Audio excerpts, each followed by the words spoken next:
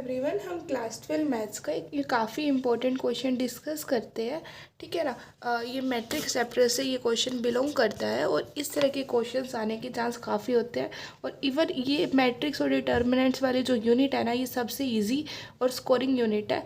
ठीक है, तो अब हम क्वेश्चन देखते हैं बिना टाइम को वेस्ट करिए। बेसिकली हमें क्या करना है, हमें 2x3 की मैट्रिक्स जनरेट करनी है, कंस्ट्रक्ट करनी है, जिसके एलिमेंट्स किस तरह से गिवन है।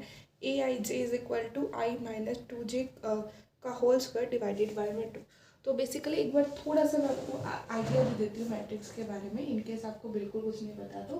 ठीक है, और इनकेस पता है तो आप वीडियो को थोड़ा सा स्किप भी कर सकते हो। ठीक है, तो बेसिकली क्या है, देखो ए आई जे है ना, तो यहाँ पे आई जो है ए आई जे में आई जो है वो रिप्रेजेंट करता है कॉलम रो की पोजीशन को, और जे रिप्रेजेंट करता है कॉलम की पोजीशन को। ठीक है ना। हम क्वेश्चन देखते हैं एक बार क्या है। 2x3 की मैट्रिक्स जनरेट करनी है, यानी कि जो फर्स्ट नंबर होता है वो रिप्रेजेंट करता है नंबर ऑफ रोज को, और सेकंड नंबर जो होता है वो नंबर ऑफ कॉलम्स को रिप्रेजेंट करता है। ठीक है, तो बेसिकली हमें क्या करना है, यानी कि 2 रोज और 3 कॉलम वाली मैट्रिक्स हमें जनरेट करनी है, और हमें जनरल फॉर्मूला की हमें जो गिवन है। ठीक है, तो बेसिकली क्या है, 2 रोज कुछ इस तरह से होंगी, मतलब कि this is first row and this will be second row. उसके बाद 3 कॉलम चाहिए, यानी कि 1 2 3।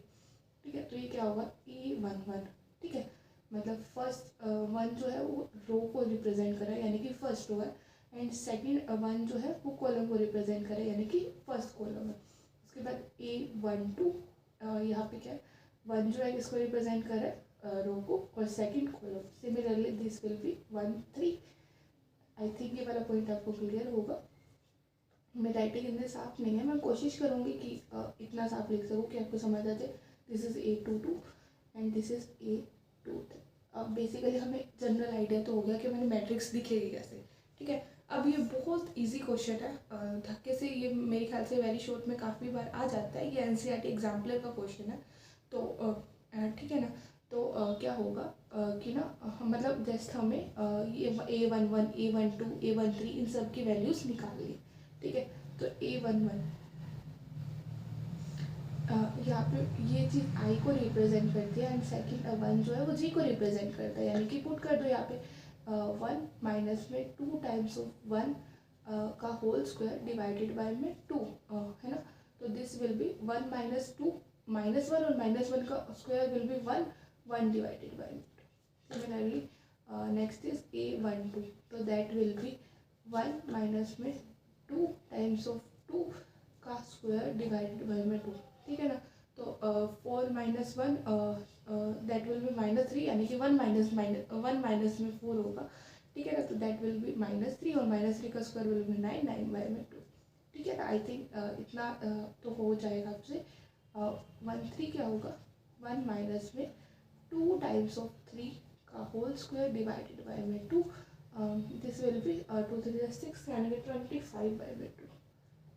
ठीक है, सिमिलरली जब हम A21 की वैल्यू निकालेंगे तो दैट विल बी 2 माइनस में 2 टाइम्स ऑफ 1 का स्क्वायर डिवाइडेड बाय में 2, है ना। तो ये क्या हो जाएगा, 2 माइनस 2 यानी कि 0। सिमिलरली A22, तो दैट विल बी 2 माइनस में 2 टाइम्स ऑफ 2 का होल स्क्वायर डिवाइडेड बाय में 2 2 माइनस में 4 यानी कि -2 का square that will be 4 4 divided by में 2 दैट विल बी 2।